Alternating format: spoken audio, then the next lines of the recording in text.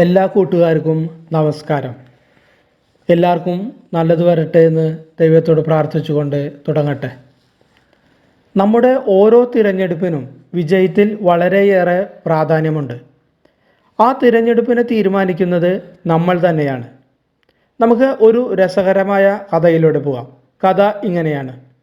ഒരിടത്ത് ഒരു മലയുടെ മുകളിലായി ഒരു ഗുരു താമസിക്കുന്നുണ്ടായിരുന്നു. കൂടുതൽ സമയവും ധ്യാനത്തിലും സന്യാസ ജീവിതത്തിലും മുഴുകിയിരുന്ന ഗുരു ചിലപ്പോൾ മലയുടെ താഴ്വാരത്തുള്ള ഗ്രാമപ്രദേശങ്ങൾ സന്ദർശിക്കും. പിന്നെ അവിടെയുള്ള ആളുകളെ വിളിച്ചുകൂട്ടി രസകരമായ ചില കാര്യങ്ങളും ചെയ്യുമായിരുന്നു.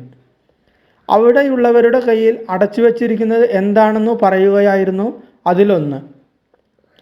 അങ്ങനെ ഗുരു താഴ്വാരത്തിലെത്തുമ്പോൾ തന്നെ കയ്യിൽ പലതും ഒളിപ്പിച്ച് കുട്ടികൾ അദ്ദേഹത്തിന് ചുറ്റും കൂടുകയും കയ്യിൽ എന്താണെന്ന് പറയാൻ ആവശ്യപ്പെടുകയും ചെയ്യുമായിരുന്നു.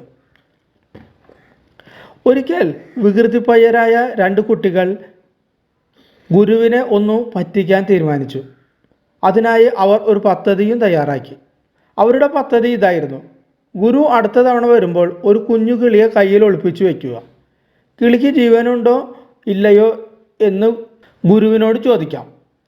ചത്തതാണെന്ന് ഗുരു പറയുകയാണെങ്കിൽ കിളിയെ പറത്തിവിടാം. ജീവനുണ്ടെന്ന് പറഞ്ഞാൽ അതിനെ കയ്യിൽ ഞെരിക്കൊല്ലാം. അങ്ങനെ ഗുരു പറയുന്നത് തെറ്റിക്കാം. അങ്ങനെ അവർ രണ്ട് കുട്ടികളും അങ്ങനെ പ്ലാൻ ചെയ്തു.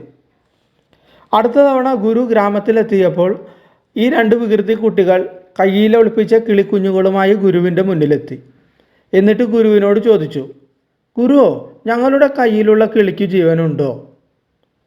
അവരുടെ ആ ചോദ്യത്തിന് ഗുരു ചിരിച്ചുകൊണ്ട് ഇങ്ങനെ മറുപടി പറഞ്ഞു: നിങ്ങളുടെ കയ്യിലുള്ള കിളിയുടെ ജീവിതവും മരണവും നിങ്ങളുടെ കൈകളിലാണ്.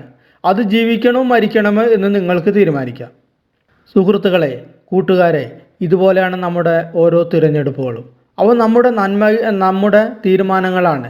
നമ്മൾ ആരുമാവട്ടെ, എന്തുമായിക്കൊള്ളട്ടെ, നമ്മുടെ ജീവിതത്തിലുണ്ടാകുന്ന ഏതു മാറ്റങ്ങളും വിജയങ്ങളും നമ്മുടെ കൈക്കുള്ളിലാണ്. നന്മകളും തിന്മകളും എല്ലാം നമ്മുടെ കൈകളിൽ നിന്നാണ് പോകുന്നത്.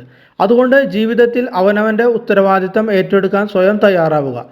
കൃത്യമായ തിരഞ്ഞെടുപ്പുകൾ നടത്തി വിജയങ്ങൾ വരിക്കാൻ എല്ലാവർക്കും സാധിക്കട്ടെ എന്നു പറഞ്ഞുകൊണ്ട് ഈ വീഡിയോ ചുരുക്കട്ടെ. എല്ലാവർക്കും നന്ദി, നമസ്കാരം.